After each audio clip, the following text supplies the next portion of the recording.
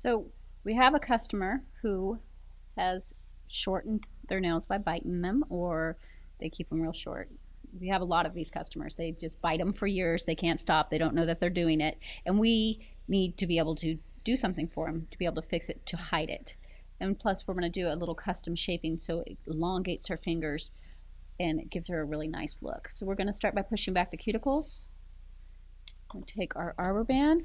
We're going to work it all the way on low. We're just going to come in and we're just going to clean up that cuticle area, make sure that's nice and clean and free of any debris. Once we have that, we're just going to follow through and remove the shine from the rest of the nail. Again, we don't need to be aggressive, we just need to be thorough. Once that's done, we're going to take a nail cleanser, make sure that we remove all the oils and dust from the nail plate that can cause lifting. Once that's done, we're going to go in. We're going to apply our protein bond. We do that all the way through, all 10 fingers. Then I'd come back and I'd do it again on all 10 fingers. Nice, even coat.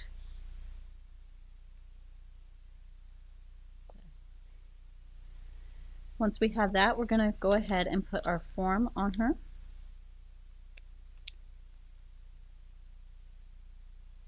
Now, with someone that has shorter nails like this, I'm not going to be able to get my form all the way back to where their nail is, or it's going to feel like I'm shoving something underneath their nail beds. It's not going to feel good.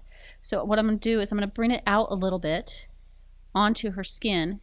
I'm going to tilt it up because of the custom shaping we're going to do. We're going to do an almond or an Almond-Retto. I can't talk.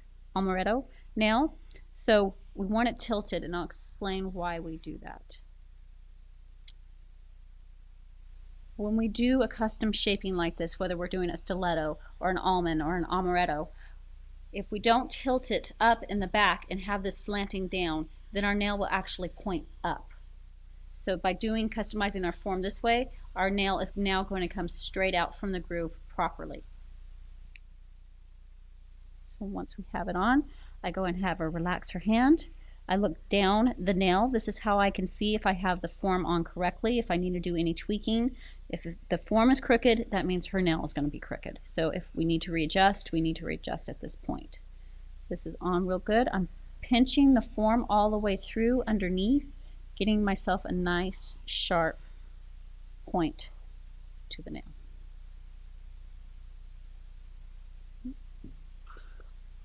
We're going to take our pink.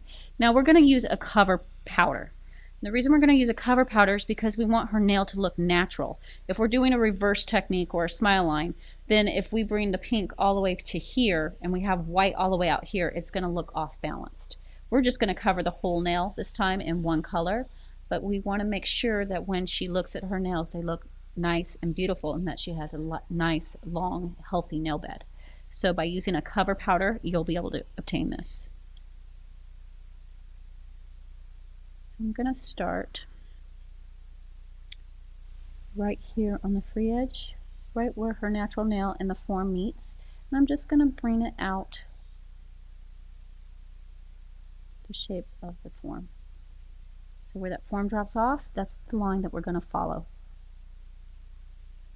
Bring it up, blend it into her natural nail,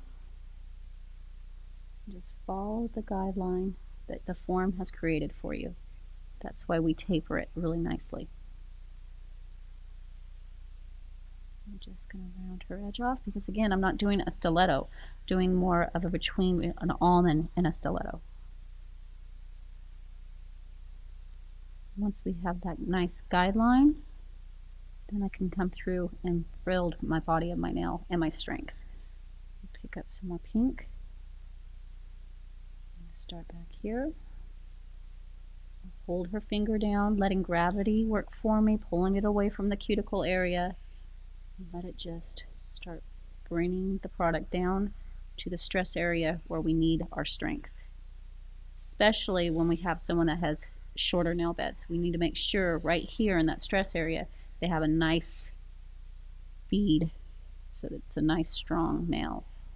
Just blending it into the other one. And then pick up a second pearl. I'm going to turn it around the nail and I'm going to just blend it into the back. Bring that out.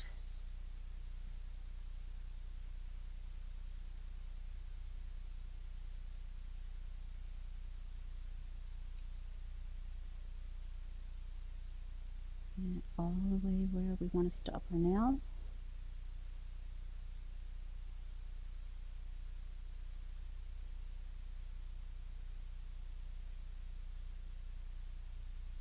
And make sure that I have enough strength in my sidewalls, that the acrylic is coming straight out from the grooves, and that we're not going to have any weak spots.